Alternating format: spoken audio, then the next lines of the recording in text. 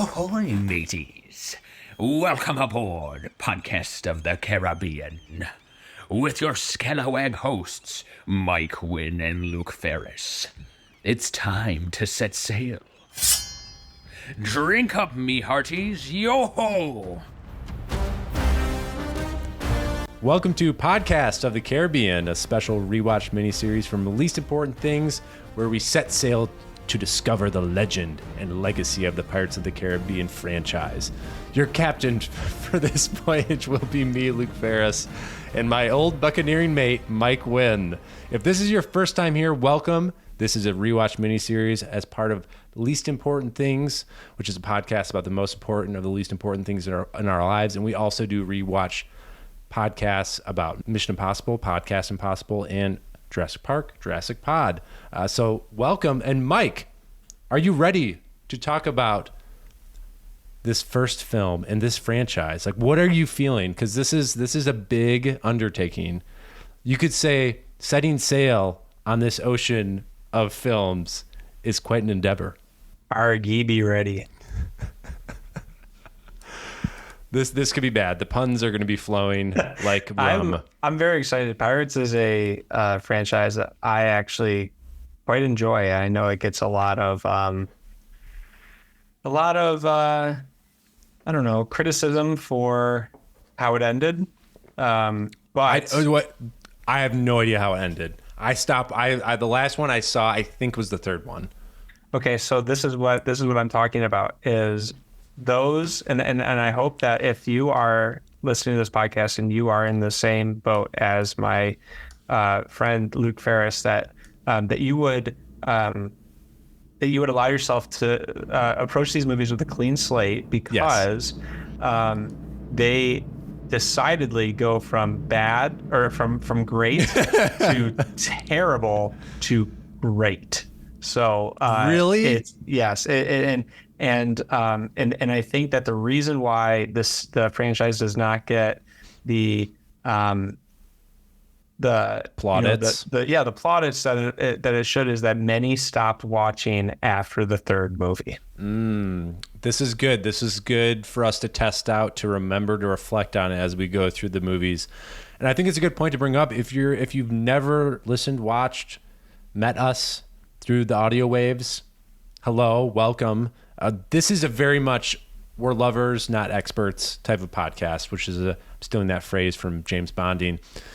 We like to go through these franchises that are maybe not like the top franchise, thinking like Avengers, Star Wars, because a lot of times it's more interesting to dig deeper into them as films and sequential franchises and movies, but also as like fan communities. Like, why do people love these movies?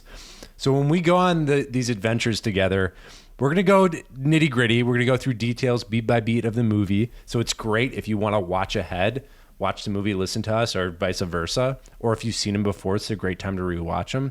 But we're also going to talk about overall impact of the franchises in these movies and why people wanted to watch them or continue to want to watch them or still connect with them.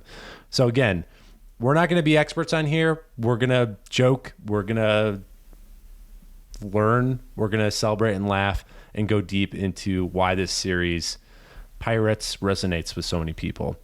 So we're going to have a lot of fun. I'm really looking forward to it, because this first film, Pirates of the Caribbean, The Curse of the Black Pearl, is a great film. It is an amazing film. But first, before we get into that, Mike, what is your journey, your experience, your voyage?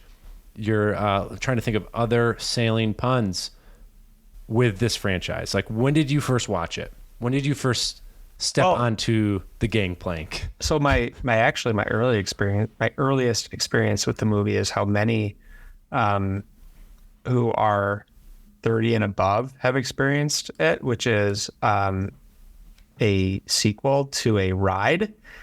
So my first experience with Pirates of the Caribbean is actually from the ride at and for me it was the ride at Walt Disney World, but the original ride being at Disneyland Resort in Anaheim, and so I remember loving the ride as a child, and then the movie came out in 2003. Yes, that is correct. Yeah. So, I had been to Disney World in the 90s as a child and in the early 2000s again. And I remember riding the ride. So when the movie came out, I was excited because I liked the ride. And I think, as with all young kids, there's a somewhat of a fascination with pirates. And so I think to be honest, I think that just like in the same way that our industry or the movie industry doesn't have a ton of dinosaurs except for one dominant franchise, that is also somewhat the truth about pirates, is that there's a couple good pirate movies, but then there's one dominant franchise. And yes, I am including Waterworld as a pirate movie because it absolutely is. Definitely. Yeah.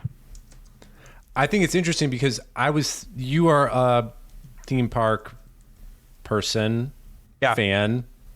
You're not as obsessive as most people, a lover. I'm not, but I do remember going on the Pirates ride. I believe it was 2002, and my siblings that are listening could maybe call in and get some more confirmation. Was it in the Magic Kingdom? Do you remember? Yes. Yeah, it's in the Magic Kingdom. So we definitely rode it because I have like glimpses of the Pirates, and I remember doing it. But this was right before the movie came out, and I don't think they probably didn't add in those characters until after the movie, like adding Jack Sparrow.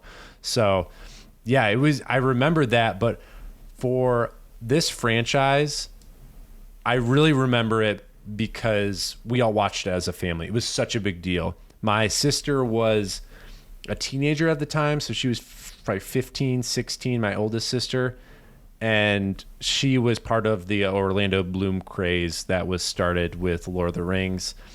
So I think she loved this film. She used to quote it all the time. I actually reached out to her. Here's a clip of her remembering that experience, that time, that wave of like why these movies were so big, especially this first one.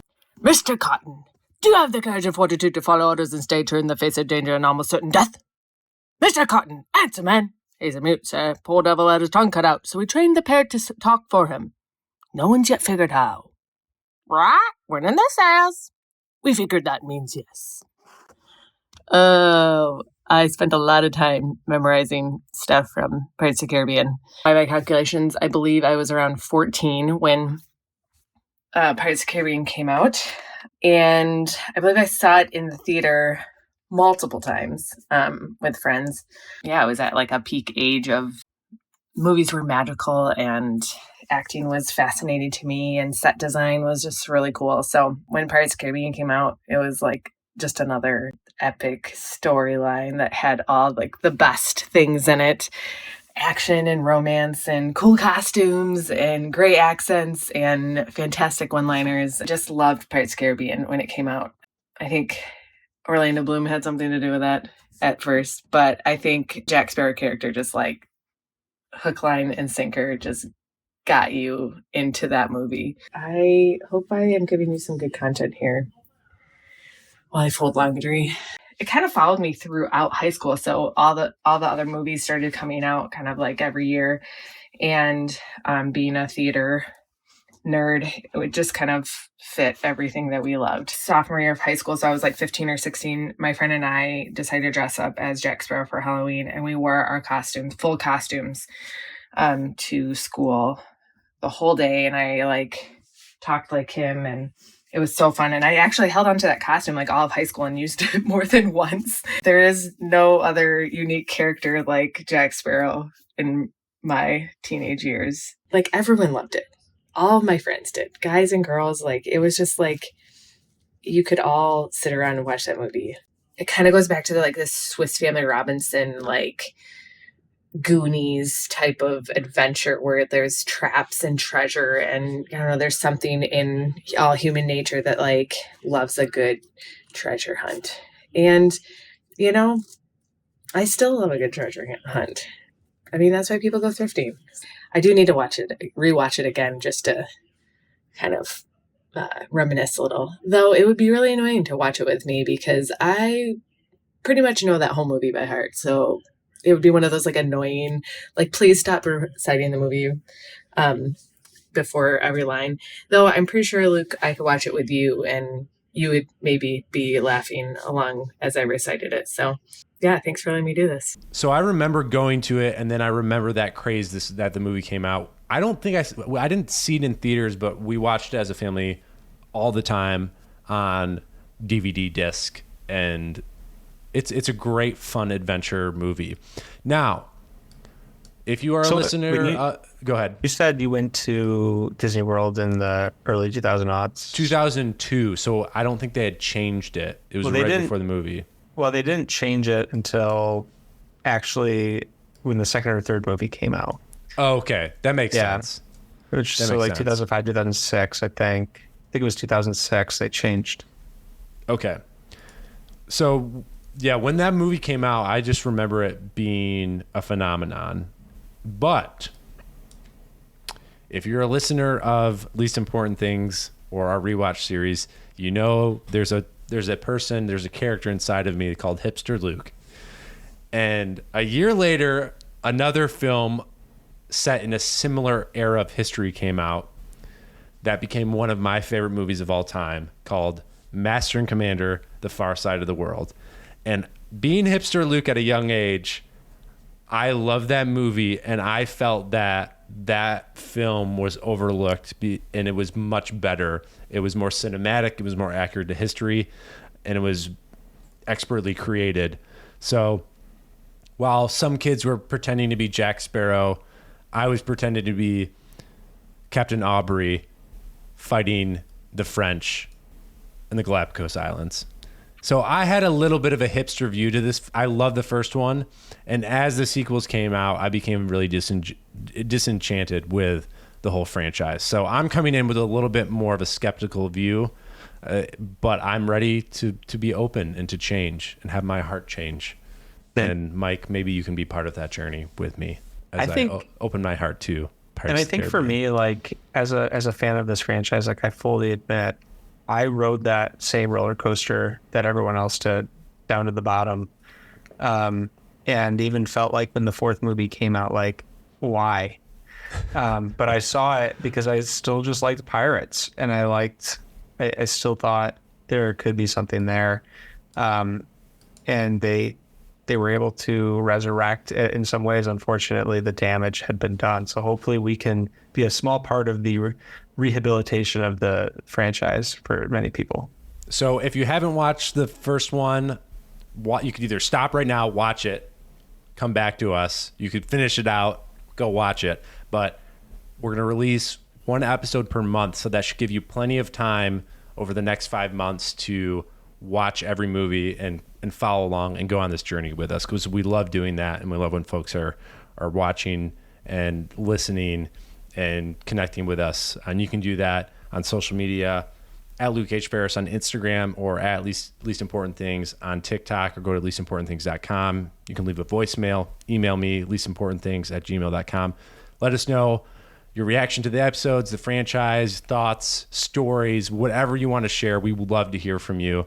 And I actually went out and asked like people's favorite moments from this movie. So we'll definitely embed that as we go beat by beat through the film. One that I want to bring up is from Lee.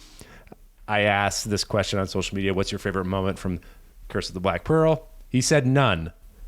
So I think that is just an indication that there's a lot of divisiveness over this franchise as we dive in. Okay, you ready for some details, some background of the production of this movie? I'm very much ready. You're ready. Let me take a little sip of grog. So, Pirates of the Caribbean, The Curse of the Black Pearl. This is going to be fun. Lots of colons, long names, too long of names already. I actually, we'll get to it later. The naming of this film has a fun history that I think you'll enjoy, Mike. Yeah. So this film was released on June 28th of 2003. That weekend, Mike, you could have seen Charlie's Angels, Full Throttle, Hulk, Eric Bana Hulk, Finding Nemo, 28 Days Later, Bruce Almighty, Too Fast, Too Furious, and The Italian Job. So essentially, you had basic cable's weekend movie lineup for the next decade, all in theaters. Nice. Pretty impressive. So the film made $654.3 million at the box office. If you've listened to our other rewatch series, we're going to follow that box office number. Box offices are numbers that can kind of give you an indicator of what's happening with the cultural zeitgeist. It doesn't mean everything, but it's just kind of fun to follow. And here is the crew captaining this ship. It's directed by Gore Verbinski, who previously did Mouse Hunt, The Mexican, and The Ring leading up to this movie, which is a very interesting trio of movies. Definitely get a lot of Mouse Hunt in here, but not as much The Ring. But definitely an interesting background for Gore. It does hold an Oscar for a Johnny Depp movie, although not this one. Not this one. The producer of this film, if you don't know who this guy is, he's made a lot of movies. His name is Jerry Bruckheimer. He's the mind behind the CSI TV shows Flashdance, The Rock, Crimson Tide, Con Air, Armageddon, Enemy of the State, Bad Boys, Pearl Harbor, Black Hawk Down, National Treasure. And they all have a distinctive look and feel. We have orange, red sunsets, comedy action, action-adventure explosions, and mainly PG-13 action-adventure films. Jerry Bruckheimer is a machine. He made so much stuff in the 90s and early 2000s, still is today. He produced Top Gun Maverick, one of the most premier and well-known producers in all of Hollywood. It was written by Ted Elliott and Terry Rossio, who worked on Aladdin, The Road to El Dorado, Small Soldiers, The Mask of Zorro, great film, my first PG-13 movie, Shrek and Treasure Planet. They were a duo, heavily embedded in the Disney community, had done a lot of work, well regarded, and then also written by Stuart Beattie, who was brought in after the first script pass in 2001. There had been a lot of fervor and ideas and discussions about creating a film based off this ride, which we'll get to a little bit later. Cinematography was done by this is Polish, I believe, Dariusz Wolski, who previously worked on The Mexican with Gore. He also did Crimson Tide and The Crow. Music by Klaus Beldet. He previously did The Gladiator, Mission Impossible 2, The Time Machine, X-Men, Prince of Egypt, and Extreme Days. That's a little nod for our friends of the pod, Paul Knapp and Jay Ferris. Extreme Days. Great film. Go watch it. It's a deep cut. The film stars Johnny Depp as Jack Sparrow, Jeffrey Rush as Barbossa, Orlando Bloom as Will Tenna, Keira Knightley as Elizabeth Swann, Jack Davenport as Norrington, Jonathan Pryce as Governor Weatherby Swan, and I'm just including this as if you didn't know this, Zoe Saldana as Anna Maria. I was watching it last night and I could not believe that she was in this movie. It was a shocker. Yeah.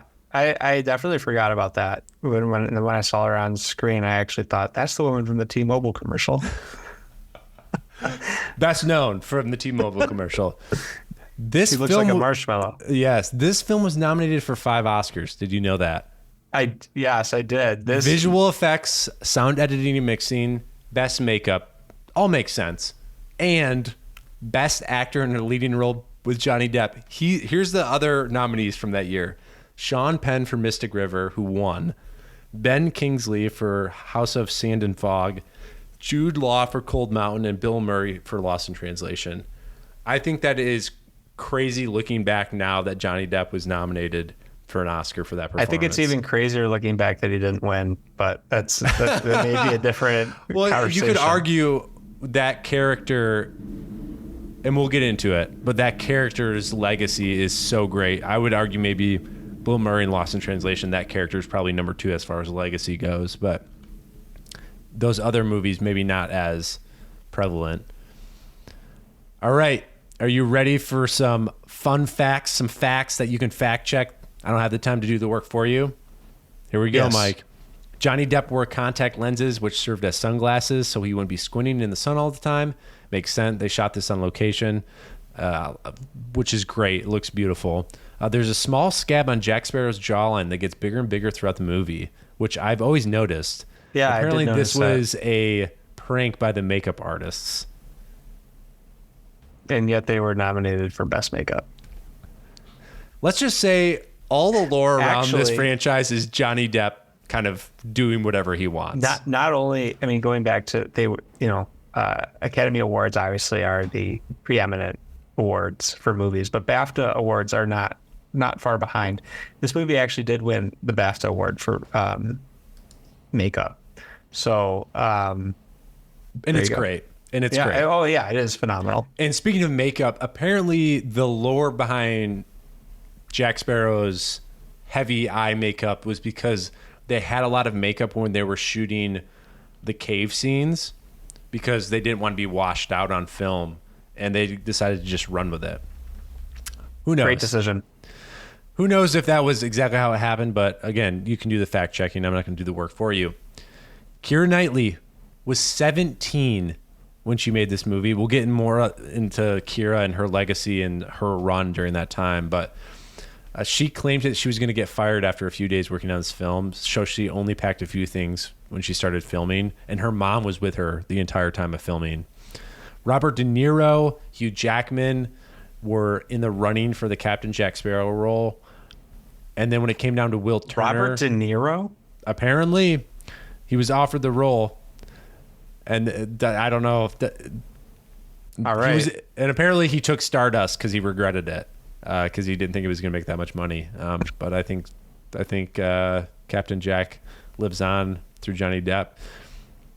Will Turner, it was down to Orlando, of course, and then Heath Ledger being another one, which makes sense at the time. Pirates of the Caribbean franchise is the 10th highest grossing franchise ever. The title, as we've talked about, which the titling of these films are, wow, they are something. The title was originally just Pirates of the Caribbean, which makes sense. That's the ride. That's what the ride is called, right? Yeah. You would think they could just, yeah, that's fine. I think it's called The Pirates of the Caribbean, but yeah. Mike, can you guess what executive at that time would make the decision to add a subtitle, The Curse of the Black Pearl? Just take a guess. I don't think the executive I want to guess was actually there at the time. I want to guess Eisner. That is correct. Michael my Eisner, gosh. Disney chairman, 5 months prior to the film's release, decided to add that tagline in case it was successful Unbelievable. enough to warrant sequels, as well as to appeal to adolescent audiences. Gore Verbinski, of course, hated this edition because the Aztec gold is cursed, not the Black Pearl. As the compromise, Disney's marketing department agreed to put the print really small in all the marketing in a very small font size, as you can see. So Michael Eisner strikes again. Eisner.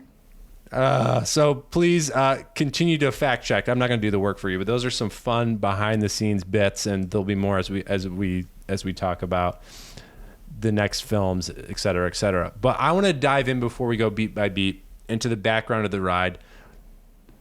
Mike, explain what this ride is, the type of ride it is. Again, my memory is very faint from when I wrote it, but Yeah. Can you explain to listeners who may be like me, who know nothing about theme park rides, what this ride is? Because it's, to my knowledge, seems like it was a staple for Disney. Yeah. I don't know if it was original upon the opening of Disneyland Resort, but some of the history, I know a lot of history about this ride because it's one of my favorites. So this is more than what our listeners bargained for, but here's some history. So It's a Small World was a... After all. Yeah. Well, let's just call this a Small World. Was a submission for Walt Disney to the World's Fair. I forget what year, but it would have been in the 50s sometime. Yeah. And For New York, right? Would that be might New be York? right. Yeah, that might be right. Lovers, not experts. Yep. And because of its success at the World's Fair, Disney had sort of an infatuation with that ride system, that being a river boat or a boat ride system. And so came up with, and I will say he came up with it because he's purported to be a heavy creative arm with this particular attraction, came up with the Pirates of the Caribbean attraction, which was, as is true in a lot of Disney attractions, it's not a high thrill. It's very much a theatrical attraction that focuses more on smoke and mirrors, let's say. Maybe that may be minimizing the work of the Imagineers that went into it, but it's more practical. It's more of a it's more supposed to excite the senses than it is supposed to like thrill you. Right. It's a dark ride. It's a riverboat dark ride. Meaning you're in the dark while you're riding.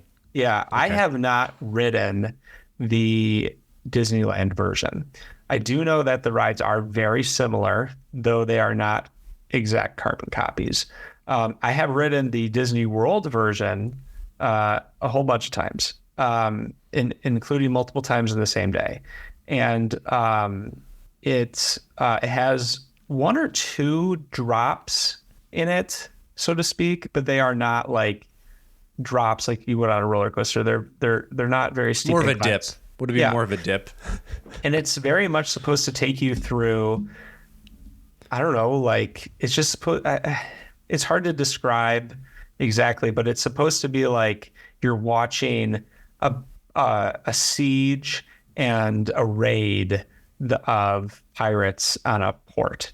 And so it has various scenes that you go through, just like if you're familiar with It's a Small World, you travel through various scenes, and the mannequins are moving, and there's noise. There's a lot of show elements. It's actually, I mean, as a child, this ride was amazing. It had so much the work that is done with forced perspective and set building and the practical effects is really a testament to filmmaking and set building. As an adult, your mind is trained better to recognize things that don't make sense. But it's still a really neat ride and still offers, I think, a lot of thrill of the mind, if not thrill of the heart. So is there a actual plot line to the ride? Originally, to my knowledge, no. Originally, it was more of like just sort of, it didn't really have a main character per se, and I could be misremembering this. And there may be recordings from before 2006 when the ride in Walt Disney World was refurbished to represent the film franchise. If you ride the ride today, it does seem to have a plot, although it's not entirely coherent. But if you're familiar with the movies, you will you'll connect recognize. Yeah, you'll connect the dots. Because you'd be proud of me, Mike. Last night after I rewatched this film, I did go onto YouTube and clicked a video walkthrough of this ride. Yeah. I actually watched two because I wasn't sure. I think it was maybe both of the parks. Okay. And wow, what a rabbit hole of theme park ride-alongs. My algorithm might be forever ruined. But I did notice that Jack Sparrow's in there, Barbossa's in there on the ship. It seems like there was like nods to the movies there. Yeah, and I will say, I mean, since 2006, the ride has been refurbished numerous times. So like the Jack Sparrow element was added in 2006, but I don't think Barbossa was really added until even later than that. And then Davy Jones. It's just his voice, I think, maybe. Okay. Maybe they just said Jeffrey Rush. I couldn't really tell because it was someone filming on an iPhone. Yeah, so a dark ride. Yeah, if you do, it is a dark ride. So like, if you do try to watch this on YouTube, like you did, it's not really, that thrilling. It's not, and but it is really neat. And I will say, anybody that goes to Disney World or Disneyland for that matter, it should be part of your day.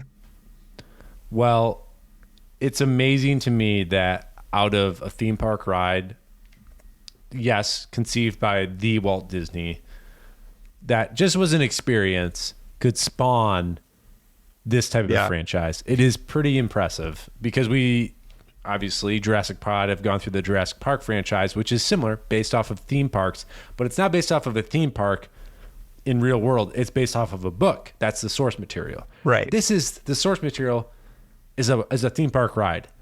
So to be able to, I think first off of this movie, to be able to just say, hey, write a story, write a 2-hour movie based off of this ride, and to have it have the reception it is, and the legacy it has, is pretty incredible. We have to just say that right off the bat. Yeah.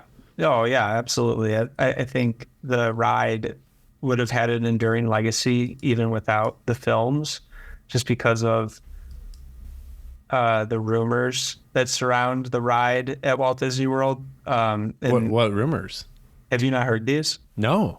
So the rumor is that Walt Disney himself is cryogenically frozen beneath the ride at Walt Disney World. Wow. That is the rumor. That's just not like someone died on that ride. So Walt, so this is what's the reasoning? This is a tangent, but this is what you're in for, listeners. If you haven't listened to us, this is the kind of stuff you're going to get. So obviously the ride, the ride in Disneyland, I'm just reading this now, but the ride in Disneyland did not open until the late 60s, which it actually opened 3 months after Walt Disney died. Okay, well, the ride didn't get to Disney World until even after that. But and so that's part of like the people who deny this rumor say the ride wasn't even open. That's part of it. The ride didn't even exist when he died. Right. But besides that, it was under construction. It only opened 3 months after. But anyway, so so it's long purported that Walt Disney, who didn't get to see the opening of Disney World, yes, was cryogenically frozen, or they attempted to cryogenically freeze him because Disney was dying of lung cancer and anticipating his death, and being a man of great innovation, which is well documented, it cannot be denied, that he knew that there was science or some theory to support cryogenically freezing in order to preserve a body to prevent death. And the rumor is that he had this grandiose idea to be frozen and not to be thawed, let's say, until a cure for his disease was available. So so at some point when we were able to cure cancer, he would be he'd be back. He'd be back and would be cured. So that's the theory. And I guess the quote unquote, in inverted commas, supporting evidence of this is Walt Disney's his own crazy ideas of just, he's a somewhat crazy individual, not quite of the Dr. Seuss ilk, but you understand what I'm saying. Yes. It has many great ideas, and he also was a man of unlimited resource, and a man of great desperation, and also what was there to lose? He was going to die anyway. So so they say this, and the other evidence, I guess you could, this is not exhaustive, okay? Lovers, not experts. But other evidence, I suppose you can say, this is completely conjecture, but that this is one reason why the ride hasn't been removed from Walt Disney World. This is because... Even though it's a little bit older and outdated style to modern sensibilities. Yeah, so, I mean, that could quickly be debunked now by saying that the movies... have brought in enough popularity. But the flip side to that is, if you're very conspiratorial, you would say that they created a movie franchise around the ride in order to prop it up. Yes. Oh my goodness. Well, Disney board, if you're listening, I know you want to. I know you're looking at your numbers. You're looking at your Q2, Q3 numbers. Do not bring Walt back. Just hold. Deadpool 3 will save you. He will save you. All right, let's get into the beat by beat. I love that theory. I mean, that is, out of all the conspiracy theories, I actually really want to believe that one. Like, I want that one to be true, because that would be so insane. I'm ready for fan fiction on that. Okay. If you haven't listened to us, we go beat by beat through the movie. We try to cover everything and have a lot of fun along the way. Okay, starting out, we first see the ship with young Elizabeth on it. It's actually one of the few, like, very obvious outside of the skeleton CGI shots was like that first opening shot of the boat, and then eventually we get to like the set boat. That stood out to me. We have the theme that I don't even know if it's a pan flute or something, that kind of bum, bum, bum, bum, like that theme that's going to persist throughout the entire franchise. It gets hit right away. This composer has very, very similar type of themes. If you listen to the Gladiator soundtrack and the Curse of the Black Pearl soundtrack, you see the carry over the themes. There's a lot of sharing of the sounds, but definitely great music that is iconic that you'll hear for the rest. We have Mr. Gibbs introed, and then we have Commodore Norrington, but he's just a Lieutenant Norrington. We have Governor Swan. So we have kind of our traditional British stuffy cast immediately established, and then enter Will Turner floating on a dock. He gets picked up. He has a medallion. Elizabeth takes the medallion. And here we go. It's all set up. Yeah, kind of an interesting setup. She obviously recognized, very early on, they set up her character for having this infatuation with pirates. Yes. Yeah.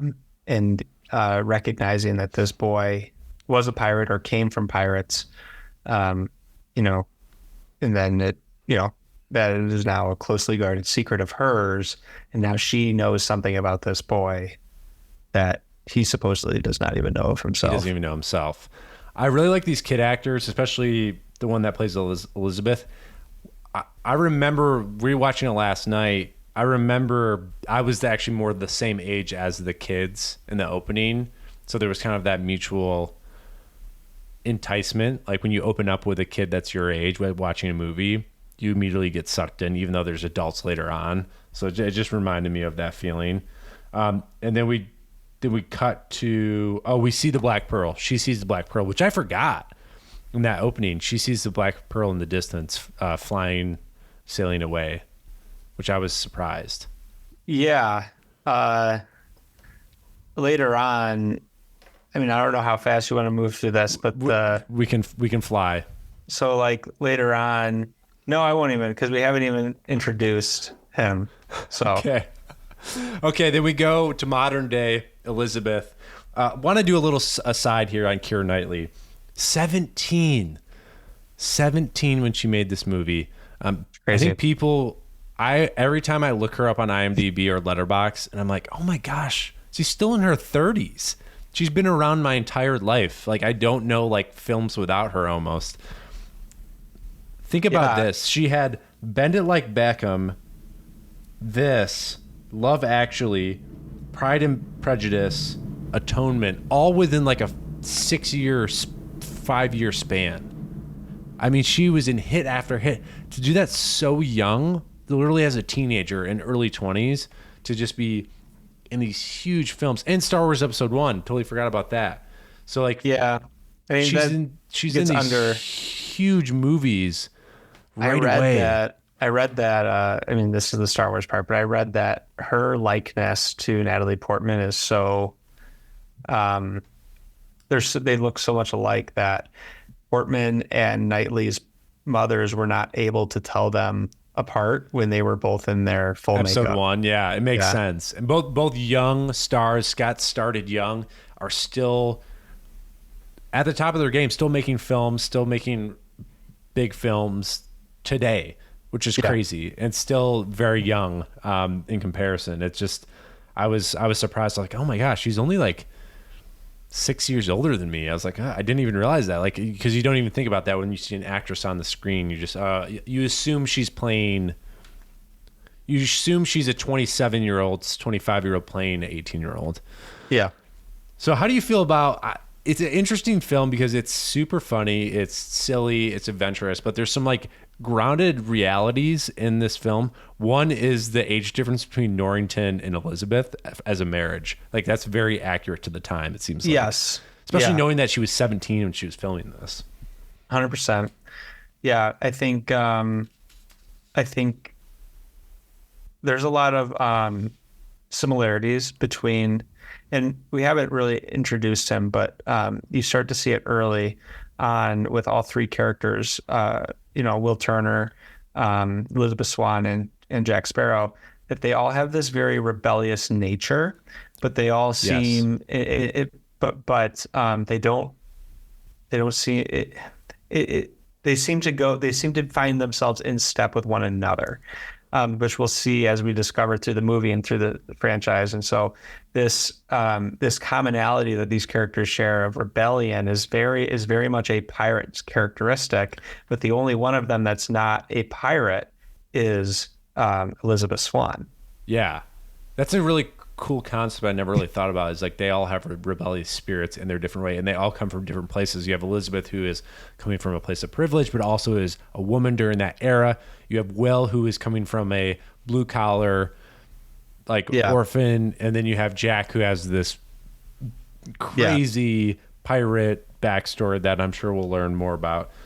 In almost legendary status, but they all come to this kind of like, I want freedom and choice, which we'll see as we get through the franchise. I think in this first film, Johnny Depp does a great job. Obviously the flamboyance, obviously the jokes, but especially that last scene when he talks about like, they bring me that horizon. It's obvious that, and he talks about the boat, like it's about freedom of choice, which I think they all have in their own ways. Will, it's about the choice of like following his destiny and his lineage. Elizabeth, it's like the choice of like, should I, like, she's more scared after she gets, and we can jump into after she gets rescued by Captain Jack and then realizes he's a pirate. She was more scared about getting proposed to than having an interaction with a pirate. It sets a really good standard right away of all of our characters. We do meet Will Turner, and he breaks a candlestick. Right then when that happened, I was like, that's like a Mr. Bean joke or a Monty Python joke, which there's a lot of them. A lot of slapstick comedy. It made me realize, like, I think these are comedy movies.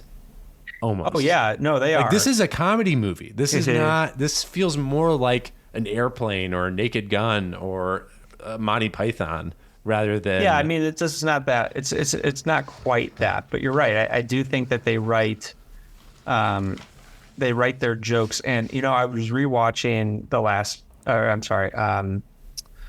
The Force Awakens the other day, and that actually feels a lot like a comedy. Yeah, there are a lot of jokes in that. There's a ton of. You know what it reminds me? It's interesting that you bring that up, Michael, because The Force Awakens was directed by.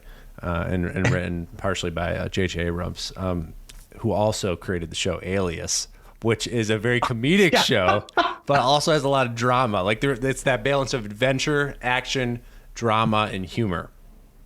All right, so if you're playing at home, that's one Alias. That's one Alias reference of pot. I can't even say the damn.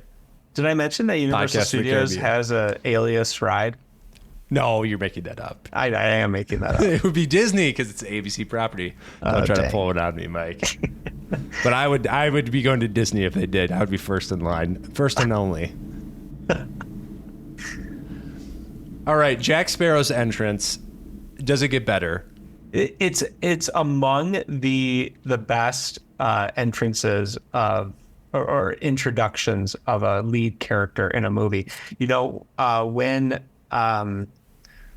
This idea that he, as he's sailing a sinking ship to shore and bailing water out of it, and his nonchalance, his confidence, but also like his like complete ineptitude is perfect. And I wrote that. What does this tell me about Jack Sparrow? Without him saying any lines, this tells me so much about Jack Sparrow. And it says that him stepping onto the dock as the boat is sinking, he's literally standing on the top of the mast and steps on the dock as the boat sinks.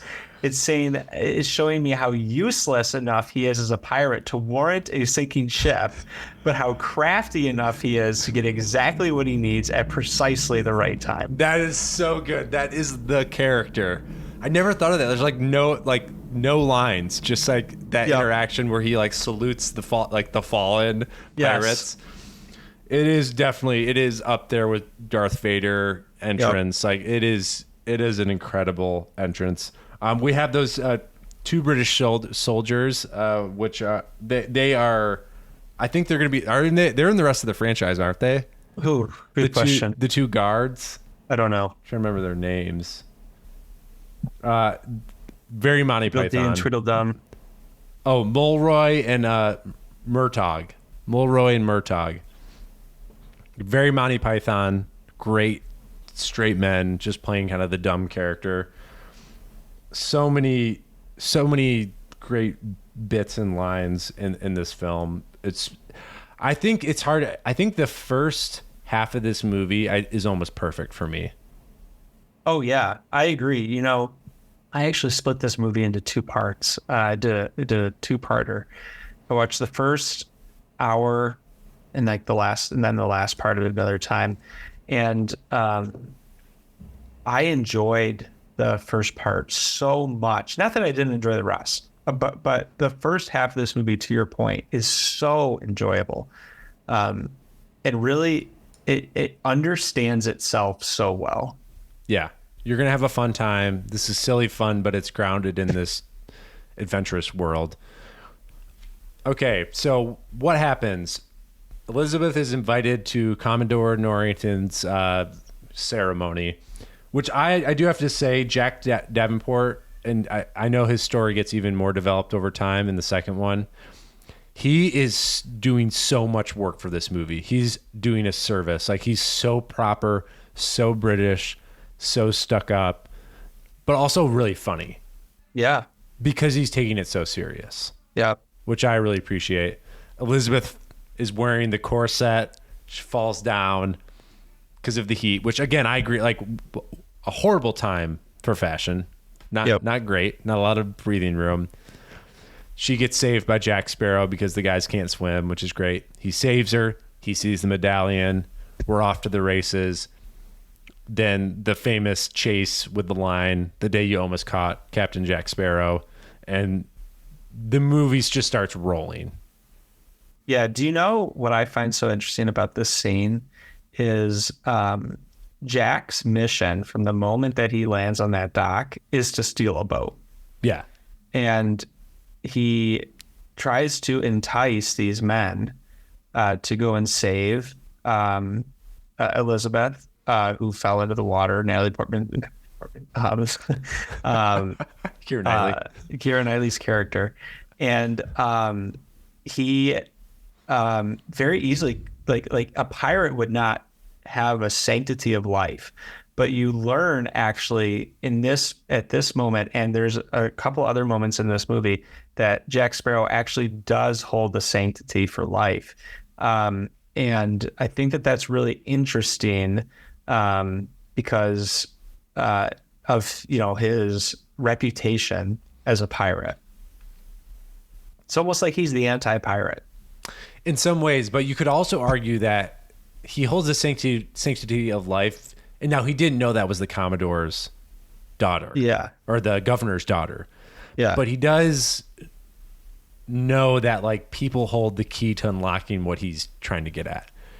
Like, instead of just killing somebody, he'd rather work with them to mutually either get what he wants or understand. But he definitely, we know immediately because of that action that he has a little bit of a different. Well, we see this. He does have a vendetta, and he does have a vendetta to kill, right? But we see that he, in his fight with Will, he was more interested in being entertained than he was in actually killing Will. And I think Will was the same way. Will just wanted to get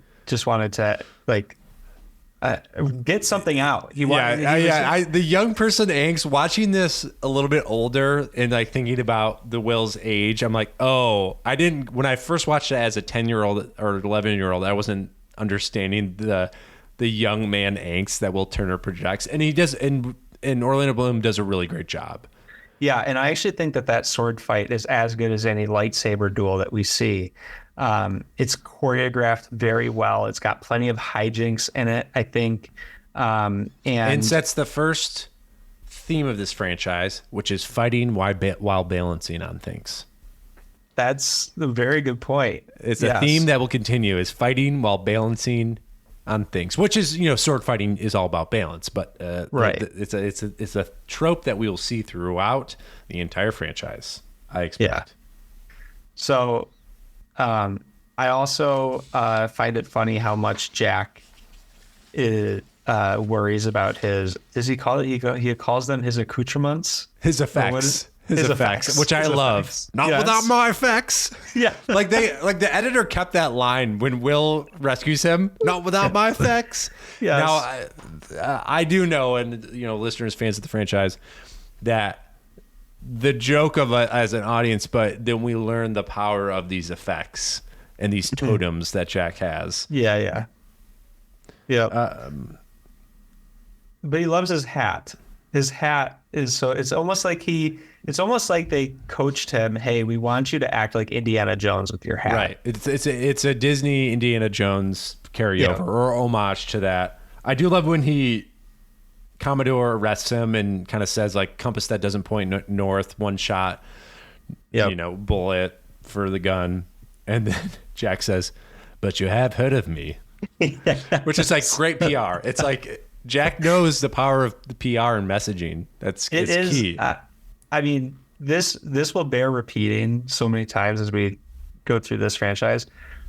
I do believe, we talked about his intro being among the best of any characters, but further than that, Jack Sparrow as a character is among the greatest movie characters of all time, and we will dissect that to the ends of the earth. And I think you have to. I think there's a lot of you can poke holes at it, and I think there's a lot of jokes, and I've probably participated in them being young hipster Luke of like, oh, it's just a Keith Richards impression, but they own it, and you have to understand that if a character in the lines that character says gets so overused and said, or the Halloween costumes of that character are oversaturated enough, you have to give credit that it's because it is such a great character. And Jack Sparrow is one of the great characters in movie history, and especially because it came from a movie. It wasn't from a source material. It is purely a movie creation, which I think is pretty special. When Jack and Will have that fight, I love the idea that Will knew that he was already threatening Miss Swan, which tells me that either Will was stalking, like he knew what was going on, or he was on Twitter, and knew exactly what was going on, because I don't know how he would know that Jack threatened Miss Swan. But I think just Will wanted to fight swords. I think he was very angsty. Yeah. And then Jack says, you need to find a girl mate. You need to woo a lady. And then the joke that apparently was improvised and comes back again. He says, "You're not a eunuch, are you?" And it comes up later. It's so good. Which apparently is improvised by Johnny Depp. We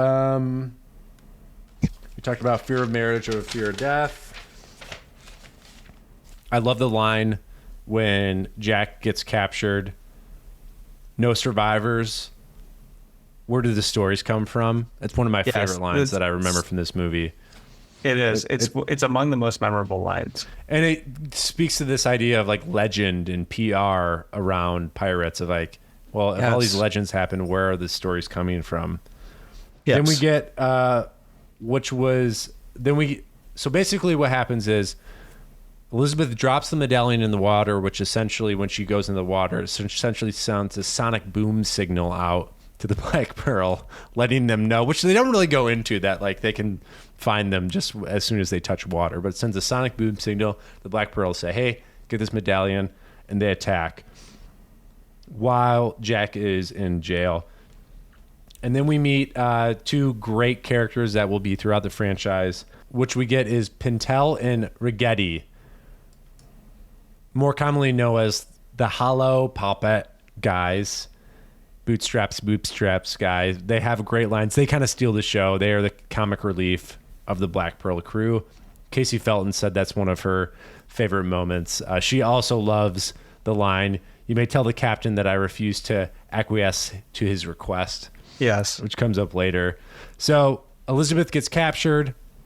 She says parlay, And I love that whole part of the film because it shows that Elizabeth is very keen, very smart, and very intelligent.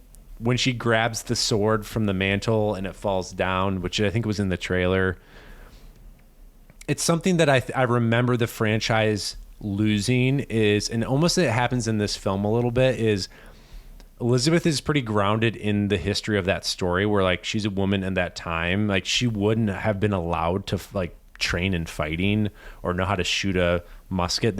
She was a governor's daughter. Like there's no way they would have let her do that. Not that she's not capable of it, that they wouldn't have let her. And I think it's great because in that movie, when she gets captured, she's scared, but she's not panicking, and she's making decisions, and it's her intellect and her mind and her knowledge of pirates that saves her and keeps her alive. But I think the franchise kind of loses that over time. And they just kind of make her an action hero, which is fine. But I think I like this first movie because it's a little bit more grounded in the reality of that world. Yeah, I'd agree. Yeah, I think that's fair. I think, as is true with most franchises, they tend to lose certain elements that probably should have grown and drill down deeper on elements that end up not working out. So I don't necessarily know that it's totally a Pirates thing, but yeah, your point is valid. I just like how she's portrayed in this first one much better than I can remember. Now, as we go through this, we'll learn. She gets captured. We meet Barbossa, played by Jeffrey Rush. Great bad guy, lovable bad guy. Yeah, he might return in this franchise. That's how much he is loved. Might. Spoiler alert. What's your take on Barbossa? Well, I think that he's a phenomenal bad guy. He's a kind of bad guy that you root for, and the reason why you feel that way is the enemy is actually the British Navy. The whole movie. Yes, it kind of feels like the enemy is. Yeah, they are. Yeah, they should be. They are. Yeah, those freaking colonists. So you learn that him and Sparrow have a history, and that he is become an accomplished pirate in his own right, and he's obviously very crafty in and of himself. I love how his dialogue with Elizabeth, I think, is so great, where he criticizes her for using big words, because he is just a humble pirate, but then turns it on her and uses big words by saying, "I'm disinclined to acquiesce to your requests," and then mocking her, saying that means no. And I just think that he's a great character. He's one of the only villains I feel like that you just feel like you are endeared to. Right, and especially his whole monologue about they have the dinner and she's eating, and also who's the chef on the Black Pearl? I mean, kudos for not being able to taste. That looks pretty good. Yeah, and that's a great acting scene. It's very subtle, but when she's she's starving and she's just like gorging all this food, you can see he's not turned on by her. He's turned on by watching her savor food, which he can't. And he talks about that in his famous line where he transitions. We kind of haven't talked about it, but in this sequence, actually even before this sequence, you learn that these pirates are not alive; they're actually undead. That's in that dinner scene that you're talking about. He explains that's the curse, not the curse of the Black Pearl. Michael Eisner. Right. Eisner. You actually learn that these pirates are cursed and aren't able to rest or able to die because they have a quest from the hell, a quest from hell. Yes, something about Cortez stole and the Aztec priest put a curse on it. Yeah. It's a bit MacGuffin-y, but they have to essentially get all the MacGuffin coins back in the MacGuffin chest. Yes, rabbit's foot, and That's for Podcast Impossible listeners. Yeah, a little Mission Impossible 3 nod. Yeah. But what was I going to say before I was rudely sidetracked? You learn that there's obviously something far more sinister going on with these pirates. They have ulterior motives, or they have they have a mission, a quest, and that's why they're so interested in what Elizabeth has to offer, which is this piece of gold. But also, she says her name is Turner. Yes, yeah. Which I like that whole like bootstrap bill thing. I totally forgot how that is embedded immediately, because Jack finds out and then he gets it, and then Barbossa finds out and is like, oh. And we don't know as an audience the first time we're watching. They're like, why is must Turner mean so much? Why is that such a big deal? I think they do a pretty good job with that. Now, I will say something I do want to say. Obviously, this movie was nominated for a lot of technical accolades and won some as well. I watched this movie just the other day, and I think the CGI holds up very well. I think so too. I think the skeleton CGI is strong. I think they used their CGI well in the moments they needed to. Did they use ILM for this? Yes, this is ILM was part of this. Fun fact, so this production was going on at the same time as Lord of the Rings, especially the post-production crossover with Orlando Bloom. If you watch the special edition of The Return of the King, extended edition, if you have the DVD copy, I don't know if you can get it online, but they talk about how Weta knew that they were doing the same type of effects for the deserters in Return of the King that Aragorn approaches. So the same type of skeletal undead look. And so in that special features, they talk about, we realized ILM was doing this for pirates, so we had to change ours. So in The Return of the King, they are much more ghost-like. They're green.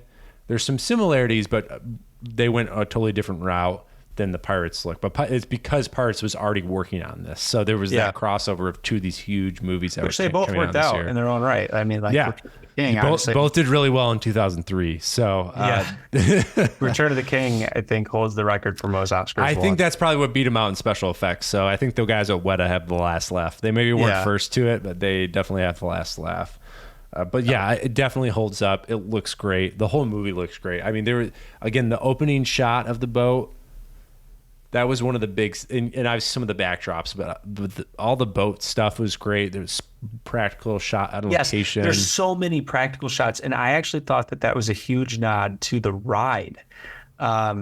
There's so many practical effects in this movie, and oftentimes when we talk special effects, we mean like a lot of people just mean CGI, but the special effects actually extend far beyond that. There's so many great practical effects in this film. And I felt that was, I mean, it could be cost, it could be, just the director, but I actually thought I chose the romantic view that it was a nod to the ride. Yeah. And so I really appreciated that. Yeah, I think when they blow up the Interceptor after they take it over, I was like, wow, they blew that up on the water. They blew up that boat. It looks really good. All right, we have to talk about Will helps Jack escape. One of the quotes that has been said in my family for years is, with the right leverage and the proper application of strength, the gate will go free. Yes. It's something that I always say, the right leverage and proper application of strength. And then we have to give a shout out to Andy, friend of the pod, former guest on the pod, future guest on the pod, said one of his favorite scenes is when they're walking underwater with the boat. And then the first duel with the blacksmith duel. There's issues with that walking under the water scene. Yes. But 100% scientifically works. No, it does not. Yes, it does. No, Mythbusters proved it wrong. There's a full episode. I'm going to tell you right now, listeners, okay? Take a cup. Listen to me. Listen to me. Take a cup, okay? go to your sink, fill your sink up with water, put a piece of paper towel at the bottom of your cup so that it's stuck in there, and then flip your cup upside down, put it in the bottom of the water. It works. The Mythbusters Pirate Special in 2007 proves this wrong. They get a boat, they go to a pool tank, and you're not able. Yes, the science of it makes sense. Yes, thank you. That's what I'm talking about.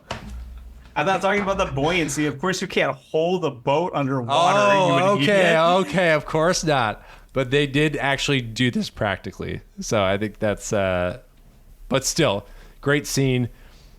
Obviously, them trying to get the Dauntless, so great. That's the worst, in doubt, the worst pirate I've ever seen.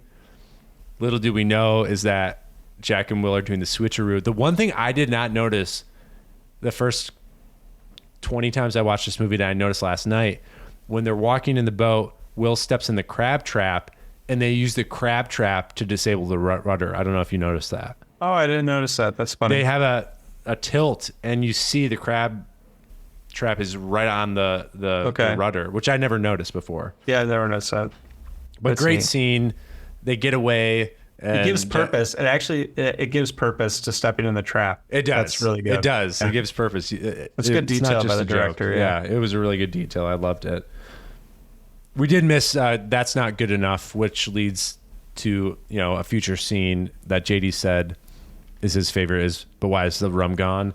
Yes. Why is the rum gone? If you are an early YouTuber like Mike and I from that generation, why is the rum gone? The remix song, this is an era, if you're a younger listener, where people on YouTube they just wanted to have fun. And guess what they would do? They would just make songs from lines from movies. Why is the Rum Gone? Currently has 33 million views on YouTube. Wow. I've never heard it. But why is the rum gone? You have not?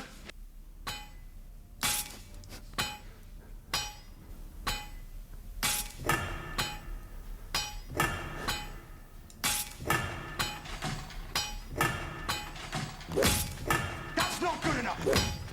That's not good enough. That's not good enough. That's not good enough. That's not good enough. I love Willie. Drinks all around. I love Willie. Drinks all around. I love Willie. I love Willie. I love Willie. I love Willie.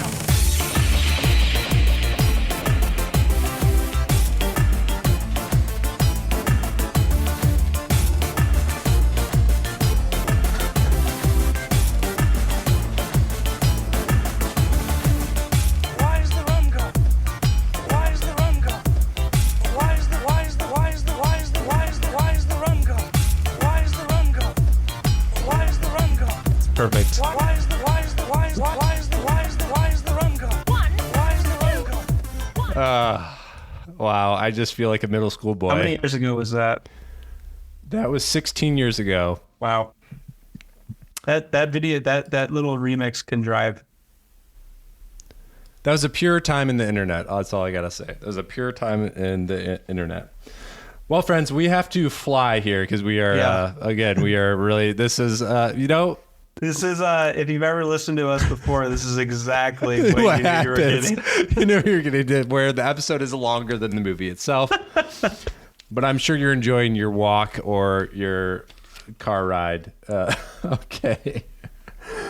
So, we go to Tortuga. We meet our crew, Mr. Cotton with the parrot. We'll see him. Just it's a great crew. Great, like just character actors, and Zoe Saldana thrown in there. Which, by the way, she will not make a return appearance in this franchise. That's crazy to me. Yep. Man, it's tough. I mean, she had doesn't other have stuff going on. I was gonna say it's tough because she didn't have a lot of work after that. It's too bad. She had a lot of potential. Opportune moment. I love that kind of theme. We have a lot of like word themes, like parlay, the code, opportune moment. I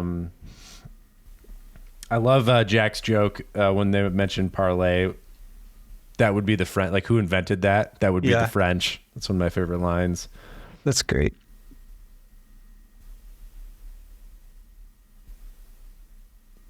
Trying to make sure we have our.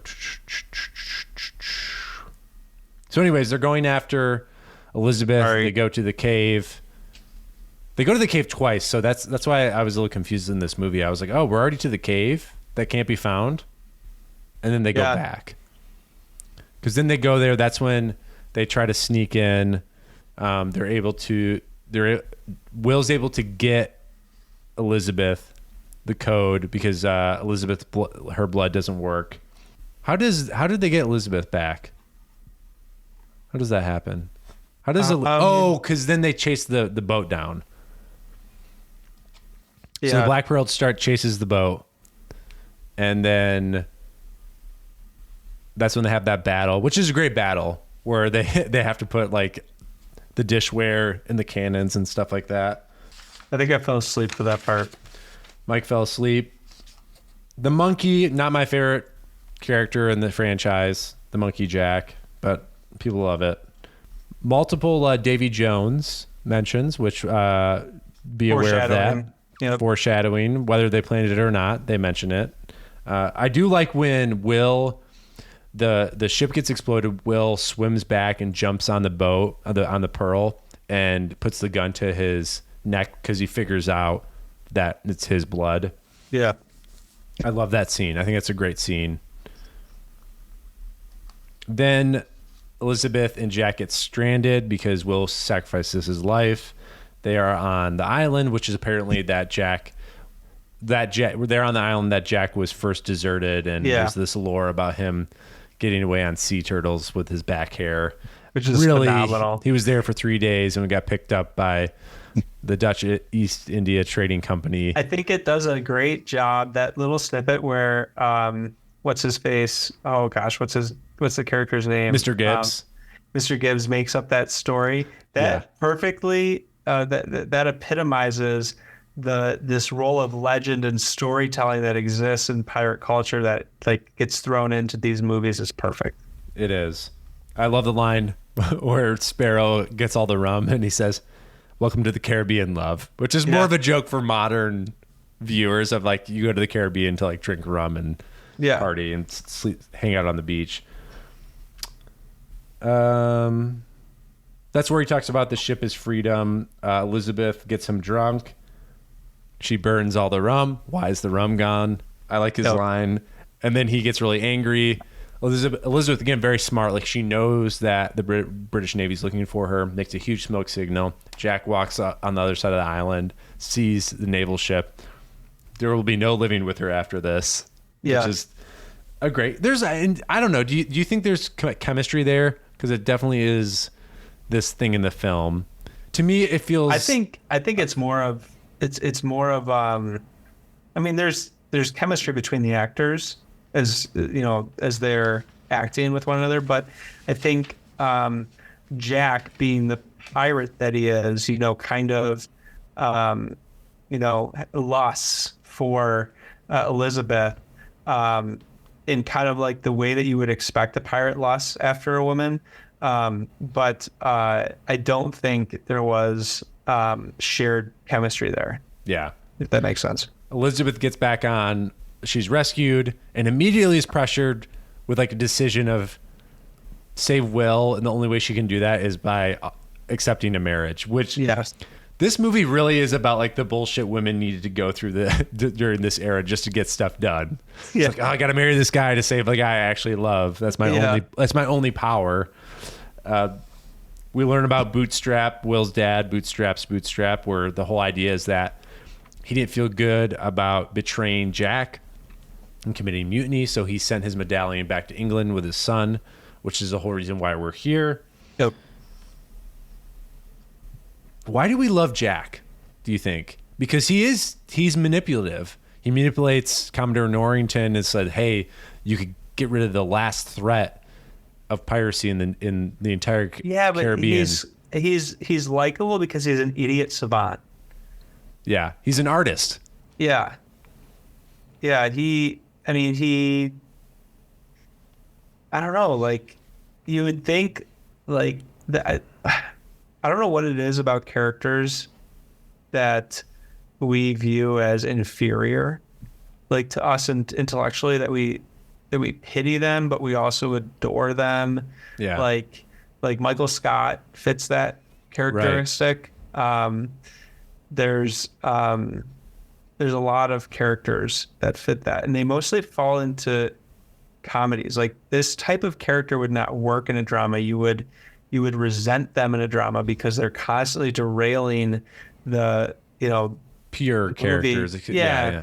But with Jack Sparrow, you feel like his derailments are actually just pushing the movie forward. The movie is almost preventing everything from happening, and Jack is like forcing the issue. Yeah, he forces it. That's a great way to think about it. I also think Jack tells a lot of truth. I think a line that stays with me that Will's like, I'm not a pirate. I'm not a pirate. And he's like, you love treasure. And he's like, I don't love treasure. And he's like, not everything is physical treasure.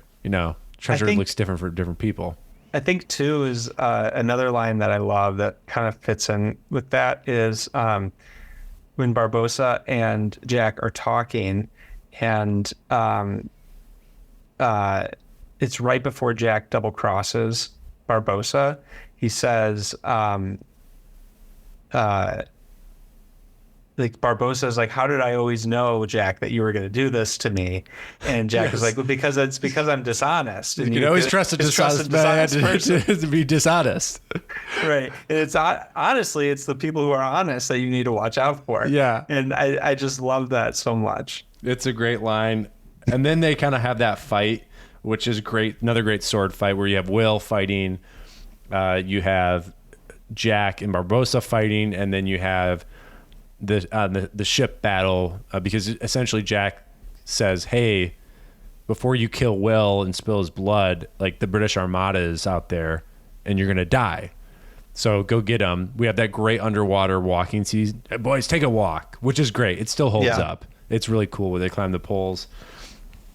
I think it's a great fight. I think the one part of this movie that took it out of me is when the governor's like obsessed with his wig, and that felt a little slapstick for like what is actually happening, where like people are getting slaughtered. Like it's a very intense fight.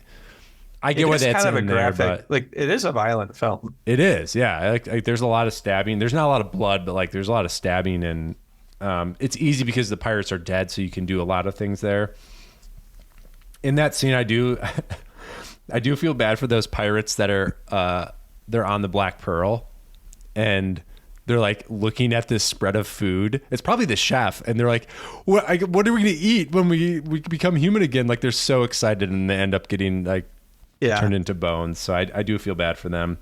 And then one of my favorite lines is when Jack and Barbossa are fighting, and he's like, are we going to do for this forever? We're destined forever till the trumpet sounds. Yeah, because you find out that Jack is also cursed. Right. He's sorry, we didn't mention that. He slipped his own, while he was kind of talking to Barbossa, he pickpockets. This was part of the plan, yeah. One of the medallions, essentially, which makes him undead, able to fight.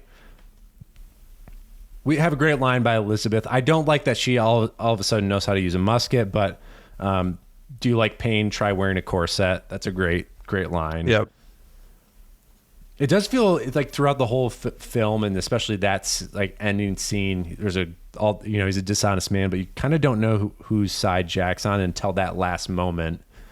And it's more for the audience, but when the last moment when he throws the medallion, like Will cuts his hand, drops it, he shoots Barbossa. It's a great end to that sequence, because as the audience we think maybe Jack's dead or Will's dead.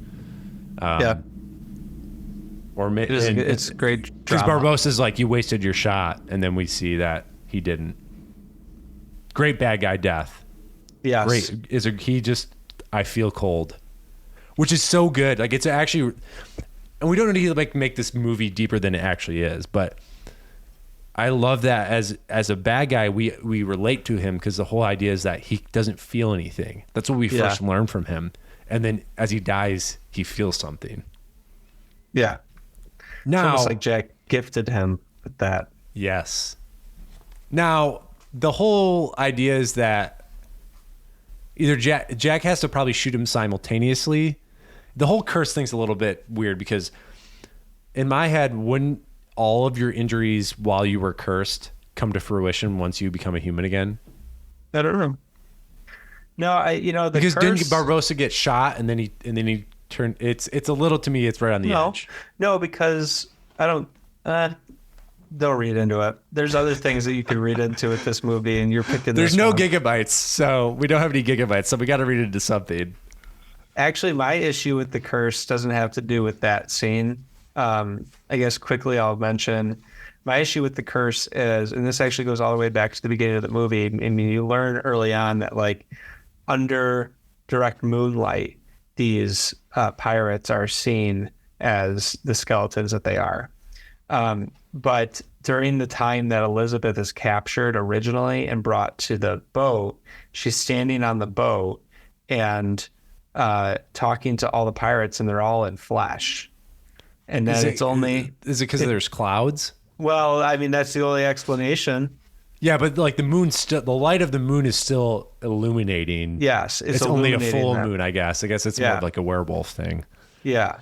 So there are moments in this movie where there's moonlight, but not skeletons, and then conveniently when it befits the movie. So that's the number one thing I would say is critical. I'd be critical of. So the British Armada wins, huzzah, huzzah, which I love. And that is funny when the governor comes out. It's like, huzzah, huzzah. Yeah. It's very, it reminded me exactly like Mr. Bean. Like his whole thing was a Mr. Bean sketch. Rowan Atkinson could have played him in those moments. But the problem is the Black Pearl left the code. They got out of there. So Jack, unfortunately, is going to the gallows. A great final scene. Yep. Will Turner is dressed up in a Three Musketeers outfit, which it does. I don't know if that was written because Jack says, "Nice hat, love the hat." Like that's all he says to Will, and then he says to Elizabeth, "It would have never worked between us." Yeah, it's such so a great character. Also, I don't know if this comes up in the franchise, but while he's being read his wrongs, one of his wrongs is impersonating a cleric of the Church of England, which is, I think, a great. He's like, oh yeah, he like forgot about it. It's so good. That's honestly, a great one. I don't think that comes back later in the franchise, but it's so great. And then Jack falls off the cliff, and the pearl is right there. Then we get that great final scene. Bring me that sun rays. Drink up, me hearties, yo ho. And then in that final sequence, I forgot. He says, "I think we've all learned a lot, spiritually, ecumenically, emotionally." It's just that those lines. It's just so funny. It's so good. I love him so much as a character. Especially like the opening scenes and the closing scenes for that character are so good.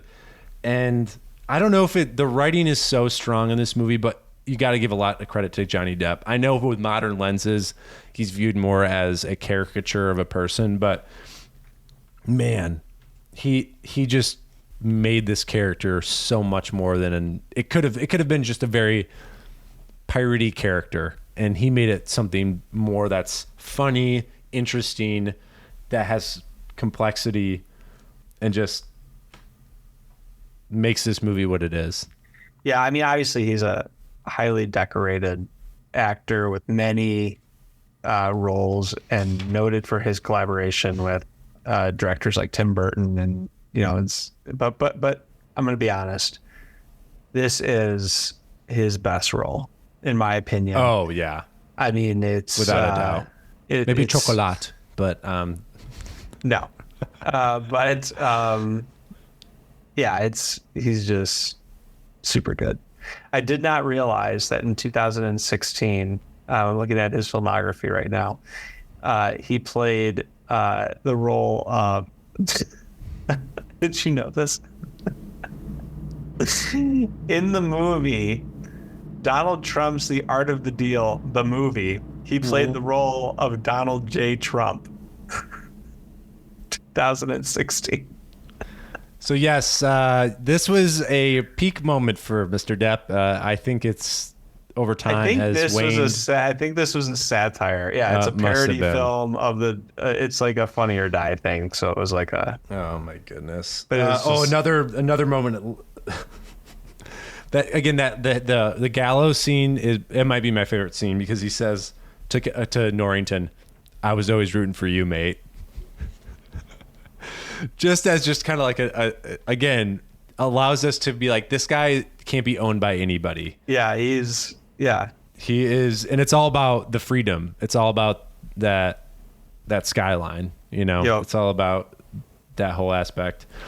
Just to wrap up a couple of things, we had one more mention. I know this would have been perfect for our Keira Knightley conversation, but Rob said his favorite moment from this film is when my 14-year-old eyes saw Elizabeth Swann for the first time. That is so good. Rob's favorite moment of the movie. Which, yes, Keira Knightley again. This is peak captivating. Men of a certain age who are in their early to mid 30s, all of us had a crush on Keira Knightley. Yes, Elizabeth Swann. Still do. Watching this movie. Still do. Well, Mike, we have to rate this film. So typically we do a out of 5 rating system, but we're not doing stars. We like to change it up. We have to have our rating system have an icon, a symbol of the movie. So I think pirate flags. Does that make sense? Or Jolly gold Rogers. pieces? Jolly Rogers. What? I like it. So out of 5 Jolly Rogers, what do you give this movie? I give this movie 5 Jolly Rogers. I will give this movie 4. I will give this one 5 Jolly Rogers because I need some space. I think I'm going to need some space for the sequential movies. You're giving 4 or 5? 5. I'll give 5. Oh, okay. So both 5 Jolly Rogers because I think this is by far the best film in the franchise. But I want some room to play. I'm open. Yeah. 4.75 Jolly Rogers. Yeah, I was going to do 4.5, but I'll do 5. It really is. I had so much fun watching it last night. And the interesting thing is, like, I was excited for the next movie and excited to like watch this franchise because I was like, oh my gosh, there's so much they set up in the first movie, even unintentionally. Yeah, I agree. I mean, this movie gets you so excited for the next one, and that's why, the following movies were so successful. I'm just looking. The Rotten Tomatoes score on Curse of the Black Pearl was 80%, with an audience score of 86%. So very highly, highly rated movie. As a precursor to the next movie, should I share the Rotten Tomatoes score and the audience score? Sure. So Dead Man's Chest was the follow-up movie 3 years later, 2006. The Rotten Tomatoes score was 53%, but the audience score was 72%. And here starts the conflict, the battle, the open water battle of this franchise. Mike, this was so much fun. I'm so glad we're in a new world, a new franchise, having these discussions. Thank you, listeners, viewers, for watching, following along. Like Mike said, Dead Man's Chest is next. So watch it, and the episode will be out next month. We can't wait to talk about it more. Hopefully we will have a special guest for the next film and the sequential films afterwards. Mike, let's dock this boat. Let's dock this ship to port until the next one. All right. Ahoy. Ahoy.